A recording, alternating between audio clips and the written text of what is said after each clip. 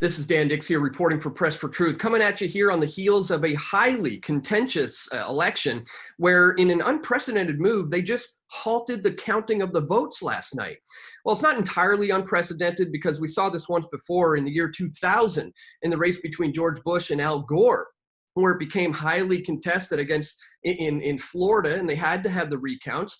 Well, fast forward 20 years, we're in the same boat again, only this time we're in the middle of a COVID-19 84 nightmare. So this begs the question, what is 2021 going to look like in terms of the government's response to COVID-19 84? Should Joe Biden win? And what's it going to look like should Donald Trump win?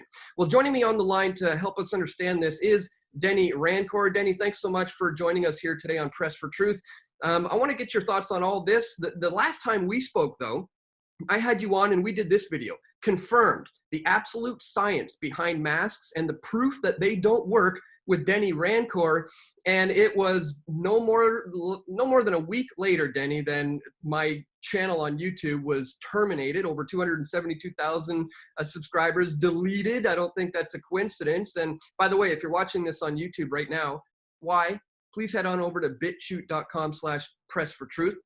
So on that note, Denis, I want to get your views, obviously, on where you see this going in the future for the United States and Canada in 2021, should Biden or Trump win.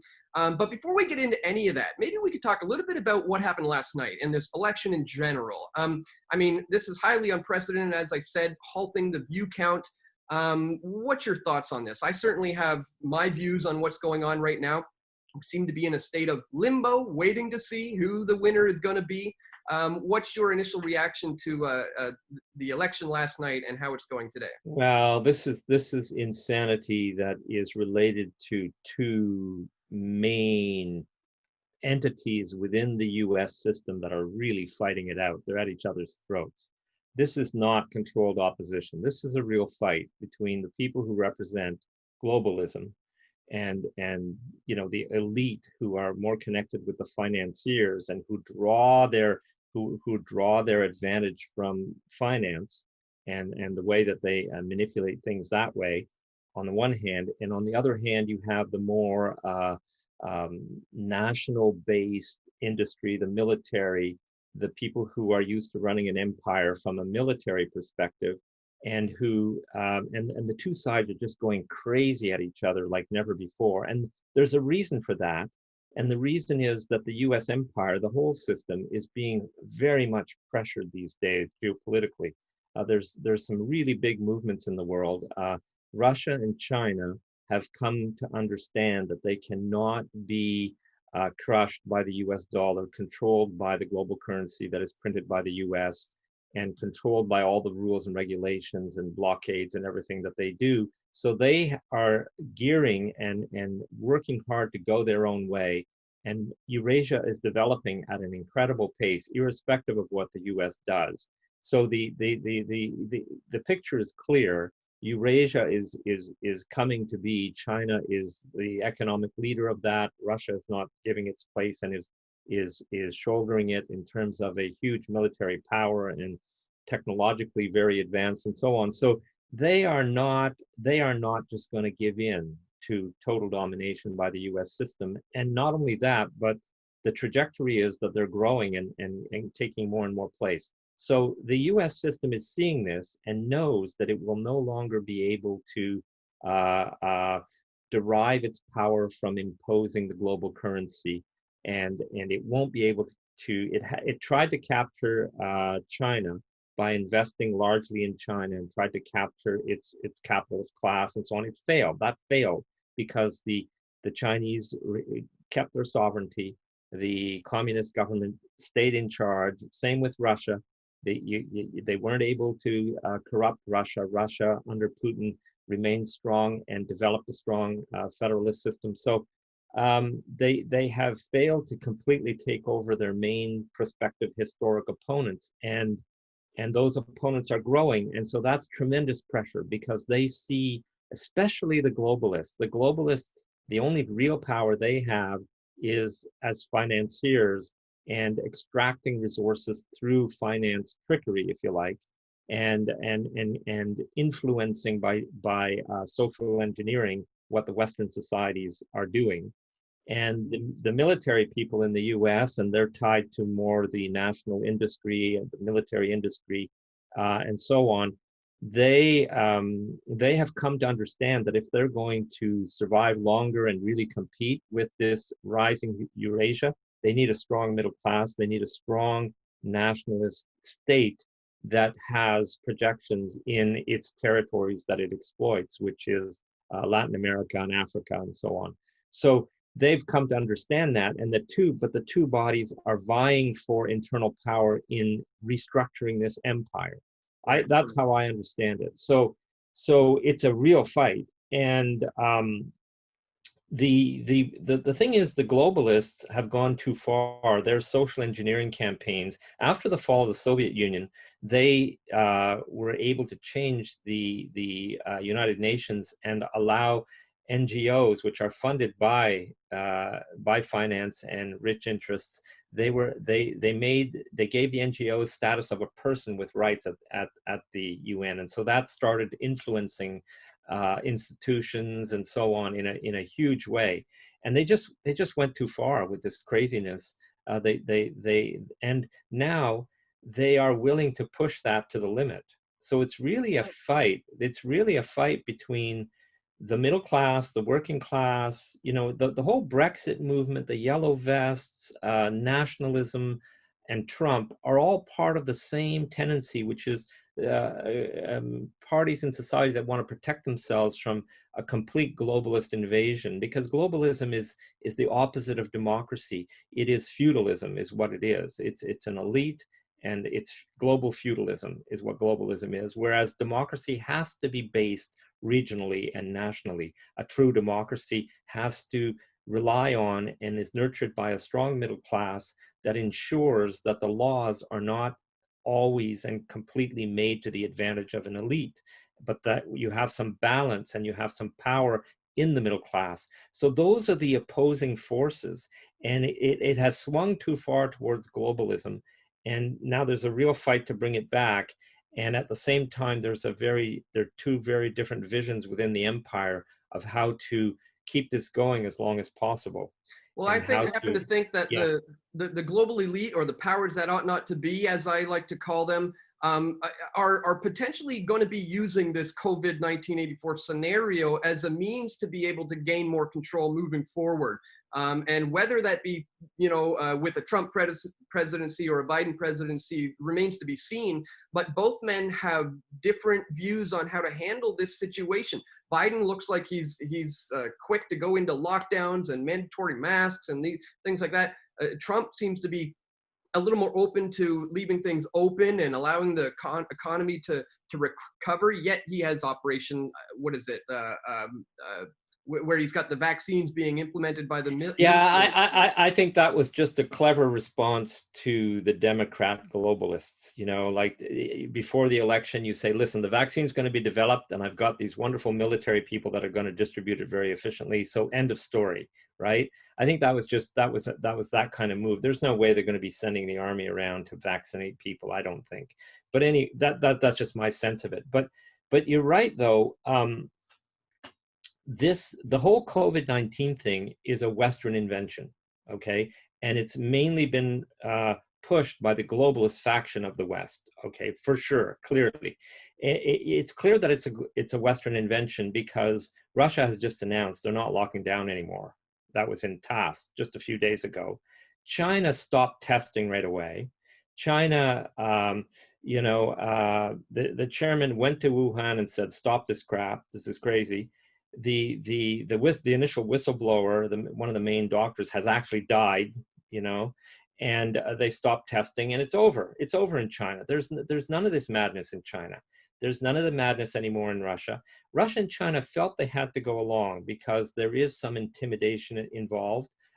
Vaccines are real in that you have vaccine borders, they can use vaccination as a way to close borders, completely close borders regarding trade and transportation and exchange of people and so on. So Russia and China wanted to develop their vaccines in order to counter this vaccine border thing, but it's clear that only our vaccines will do. That's their position in the West, right? So there is some real intimidation. There's some real geopolitics going on with vaccines there. But it's a Western-driven thing, and it's driven mainly by the globalists. And therefore, if Trump wins, which I believe is going to be the case, then the virus will dramatically mutate. There won't be the same madness. It can't continue this way. Okay. Whereas if the Democrats win, well, they'll do whatever they want to do. I'm sure they'll go on to other things. They have other projects as well, and they'll keep this thing alive just so they can use it again. That would be my idea. This is not purely about big pharma making profits. It's largely driven by that, and big pharma is connected to big finance, which is the globalist side of things. But it goes beyond that. It goes at the heart of this fight between the two factions in the empire, I think, for power, for influence in how to design society, what the institutions and universities are going to be doing, what the governments are going to be doing, how things are run. You know, this whole crazy thing that forget real developing of the economy, developing of the middle class, developing of the working and integration of professional and working class and so on. Forget that. We're just going to be concerned about racism of ideas, of the mind. And we're just going to be concerned about gender equity in the sense that you need as many CEOs of one sex as the other and so on. And we're just going to be concerned about global warming, so that we can develop a carbon economy so the financiers can control that, and the new e-currency can be based on carbon and so on. So they're willing to completely trash societies and completely re-engineer everything and just forget about the middle class and allow it to become a feudal system where you have just obedient, indoctrinated professionals, a technocratic class for the technology that you need, and then everybody else can just go to hell. And that's the globalist vision of things. Whereas some other people, and I think the military, have understood that the reason an empire can succeed is you need that strong middle class. It needs to be nation-based, and it has to have a really strong middle class, which is the case in Russia right now. And I believe it's becoming the case in China. And so the countries who have a national identity, who have sovereignty, and who control their economy in a rational way are going to keep growing and succeeding. And if this internal fighting by the US is just destroying so many things, and in particular people's lives, I think. Well, I happen to think they're utilizing their modus operandi of order out of chaos. A lot of this is purposefully generated so that they can offer the solution to all these problems that we're currently dealing with. And I think this is also a part of their modus operandi, is to muddy the waters in terms of the science in regards to COVID-19. We've heard so many things going back and forth, whether it's coming from the CDC or Fauci, and so many people don't even know what to believe anymore. Epidemiologists are probably arguing about what's happening. What can you tell us? The science is irrelevant, and that's how they want it to be. It's not about science anymore. If you take out the middle class, if you take out the educational system, if you stop requiring that people can actually think, and it's all about indoctrination, and it's all about believing who's good and who's bad. Science, real science that people can understand and read and live with, no longer exists. So it's not about the science anymore. It's all about the messaging. But if we look at the science now for a while, because that's what I've been doing, I am shocked that the epidemiologists are just sleeping on this one. They are not doing their job. They're completely out of touch. There are some huge things happening epidemiologically that have never happened in the history of these types of diseases before. And let me tell you what they are. If you look at all-cause mortality as a function of time, there was a huge peak that suddenly spiked up right after the pandemic was announced. That has to be due to what the response was that caused that mortality, because it is completely absent in some jurisdictions and very strong in others. And that is unheard of.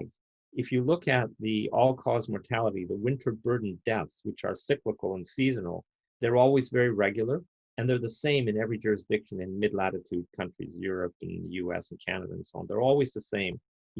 But this is a case where these new peaks are very granular. They can occur in one small jurisdiction, and right beside it, there's nothing, which is it's unheard of. And it's because of how it's the response that's killing people. I've written several papers about this, as you know, but it's the response. It's locking in elderly people, fragile people that have been infected into seclusion, into total isolation, people who have mental disorders, who cannot see anyone, who don't see their regular caregivers. They just killed them, okay? And they infected people by transferring these people into the care homes. People from hospitals that were in care units in hospitals were transferred into care homes. So you have infections. Epidemics in care homes, that science is well known. And you don't do this. You cannot do this. And they did it. So there have been some mass crimes, and the signatures are all there in the data, but the epidemiologists are being silent. It's crazy. They're treating it as though this were all about a viral strain, instead of looking at how different the phenomenon is in this man-caused deaths versus just a virus acting in a society that has not been perturbed by these massive new regulations and impeding of movement and so on. Okay. In the US, not only do you have that peak that comes right after March 11th, after they announced the pandemic at the World Health Organization, but now in the US, something else has happened. You've got a huge all-cause mortality peak, never seen before, occurring in the summer, for God's sakes. That never happens. The only peaks, if you look at the seasonal variation of all-cause mortality since the Second World War in all the industrialized countries that we have good data for, nothing like this has ever happened before. Nothing like it. And the thing is, if you go state to state, there are states where nothing happens and other states where it's a very massive phenomenon. So it's not about a virus, because when it's about a virus, it's the same everywhere. You can look at these fingerprint seasonal variations. They're the same everywhere when it's the normal viral phenomenon in an unperturbed society. So here you've got induced deaths induced by the government lockdowns and by the government responses and by what was actually done in detail and to whom was it done. That's what is causing and has caused those deaths. And nobody's saying it. Nobody's talking about it. Nobody's examining who is dying and what are they dying from, really? What are the circumstances? There are no investigations. There are no hotspot identifications where you send in investigating teams. There's nothing like that happening. It's absolutely insane. So you've got this massive killing going on in the summer. Like I said, the only time that a peak in all-cause mortality has ever occurred in the summer is a heat wave. You can see very, very sharp, narrow heat wave peaks that happen, for example, it happened in France, big cities and so on. The elderly people, you don't have air conditioning and you kill a lot of people. So this has been documented, these heat waves. Or there has to be a phenomenon like an earthquake to cause a massive peak in all-cause mortality all of a sudden. So this is unprecedented. Many people are dying in the United States. We should be investigating what are the hotspots, where are the states where this is happening, and who is it that's dying, and what are their circumstances, their human circumstances. Why are they dying? Because we know that if the thing that makes you most susceptible to being infected by a viral respiratory disease and really having complications are how fragile you are, comorbidity, but also the features in more healthy people that are dominant, and this has been proven and scientifically established, is psychological stress that you're being subjected to in your life, and social isolation. Those are two major factors that will determine how sick you will get if you are infected by a viral respiratory disease. So they are inducing conditions. They are creating conditions locally by the way that they're sending in police and these lockdown forces and restructuring society, keeping people indoors in the US where they're air conditioned. The air is dry. Dry air is the kind of air that supports aerosols in suspension in the air. So you've got entire buildings where you've got high density of these aerosol, viral containing aerosol particles that are suspended in the air. That's never been done before. This kind of closing the doors and keeping people indoor and air conditioning, never been done before. So there are all these factors that are new that need to be investigated to understand this massive killing that's going on.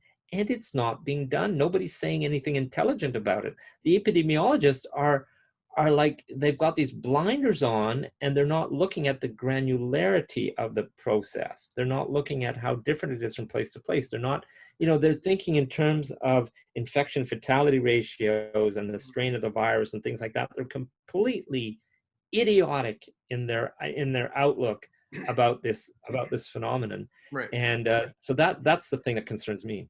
Well, having said that, let's focus now on how we can move towards some solutions. I mean, do you think awareness is still key at this point? Are we still at the point here where we have to get the information out to the public that there's a serious disinformation problem in the first place? Or are we beyond that and it's now to the point of getting like more active? I'm hoping that people who get upset and completely lose faith in the messaging, the government, the science, and who instead turn to themselves and their own knowledge and people they trust to get knowledge from, I'm hoping that that could be contagious. I'm hoping that people could be upset enough that they say, wow, they're killing people here, and I don't want that to happen in my community. There's no way they're coming in here. There's no way they're doing that.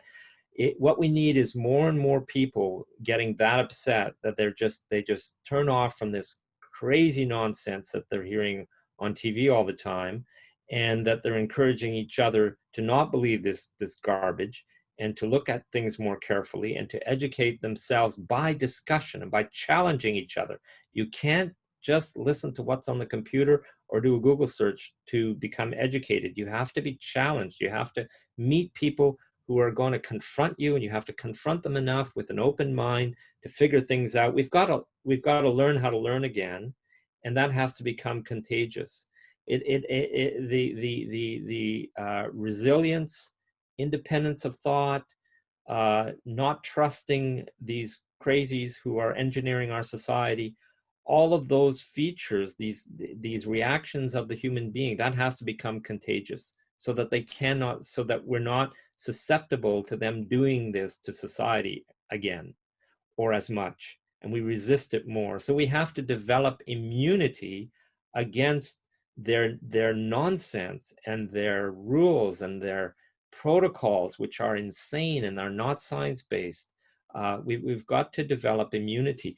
And so the problem is the professional classes are completely bought out. They're not losing their salaries. They're salaried. They've been fed ideology from university on. They're not about to budge. So the only place where this contagion that I'm talking about can happen is in the working and middle classes, and the people who are not completely bought out and who are really suffering from this, like small business owners and so on. That's where we need to spread this contagion of resistance. Very well said. I think, yeah, we need to catch a case of the truth, and like you said, build that immunity against all this corruption and lies moving forward. And you've been doing a great job at that. You've been producing scientific papers. Remarkably, you're still on Twitter. They haven't actually, chopped you down yet. I'm sure you're on the chopping block because you're speaking so much truth. But yes, until that happens, where can people find you so they can follow you to learn more from you? Well, most of my research articles, except one important one that was deplatformed, are on ResearchGate. Okay. That's still a main place where I put my actual research articles. And it was borderline me suing them the last time they deplatformed me. So I don't know how that struggle is going to go. But they've left them there now. And my articles are getting, over 100,000 and over 50,000 reads on ResearchGate by scientists and engineers and so on. So that's good. I'm still on Twitter, as you said. I'm on YouTube. I have a YouTube channel, and they deplatformed one video. What I'm finding is that they deplatform material that is too popular. Mm-hmm. As soon as it catches on, this video was seen by over 1 million people, an interview I did in French, and they took it down from the original site that had done the interview. I put it on my site, and it got taken down within hours, within minutes, in fact. Okay, so every video that I've done, a few videos that have had over 1 million views in interview, both in English and in French, and they've all been systematically taken down. The one article that was deplatformed from ResearchGate had 400,000 reads, and it was just going viral. It was just going wild. Everyone was reading it. It was the one that entitled "Masks Don't Work," where I did a review of the science and policy of masks and so on. And so I asked them what's going on with, and they actually admitted we took it down because it was getting too many reads. It was being read too much, and therefore that could have a negative impact on health, public health and so on. So we took it down. Yeah. That's exactly what happened to the Press for Truth channel. We were growing exponentially in 2020. We were gaining more and more reach. It was really starting to take off, and then boom, Yes. like, we can't let this guy get too popular. They're incredibly hypocritical. They will not, they won't behave like China or other jurisdictions that just say these topics are not allowed. What they do is they pretend that everything's allowed, but then they come in and surgically remove anything that catches on, anything that starts to have influence. They surgically remove it. It's very dishonest. There needs to be that needs to happen in the future. There needs to be consequences to the people who are suppressing speech and who have the privilege of using the publicly funded internet and the privilege of having these corporations where individuals are protected from liability. They have all these legal structures that are to their advantage, and they're using public funds to control the space, the mental environment. Yet they're being given the right to censor and to mold and to shape society. Mm-hmm. That has got to change. We have got to. When the middle class gets stronger, when we recover democracy, we will be changing those rules. We will be kicking those people out and making sure that, right now, the rules that we're working under have been completely designed by influential people in an absence of democracy, in an absence of a working class that is tied to a professional class that wants the good of society, as opposed to this global feudalism. So that's the struggle. That's what it's about. And when societies find their democracy, they do pass good laws. They pass laws that protect them from irresponsible corporations, which are not persons. They're not individuals, and they should not have the freedom of an individual. They need to respect some basic principles because they have too much power. Awesome. Interesting stuff. I have a little bit of a different take on democracy. I put out a two-part series, the Democracy Deception Part 1 and the Democracy Deception Part 2, What's the Alternative? I would encourage people to check that out if you want to get my views on that. But on that note, I just want to thank you once again for coming on. Any final thoughts about this limbo state of Trump versus Biden and who, where we're at right now in the election? Well, my gut tells me, looking at the numbers and so on, that Trump has won. And there's some evidence that they've tampered with the votes. There's some pretty strong evidence that they've tampered with the votes. As a statistician, I can say that. So I just hope that they let him have it, because if it goes to the Supreme Court and there's that kind of a battle, it's just going to be a mess. Yeah. It's going to be a mess. Yeah. So we'll see. We'll see. Yeah. As per part of their modus operandi about order out of chaos, this may be all part of the plan, but it all remains to be seen. So we'll continue to track this, obviously, and I want to encourage people to check you out on Twitter, and also where they can find your scientific papers. Links will be located in the description below. Once again, Denis Rancourt, thanks so much for talking to us. It was my pleasure, Dan. Thanks a lot.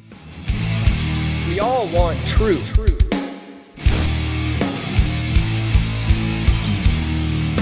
The truth will set you free.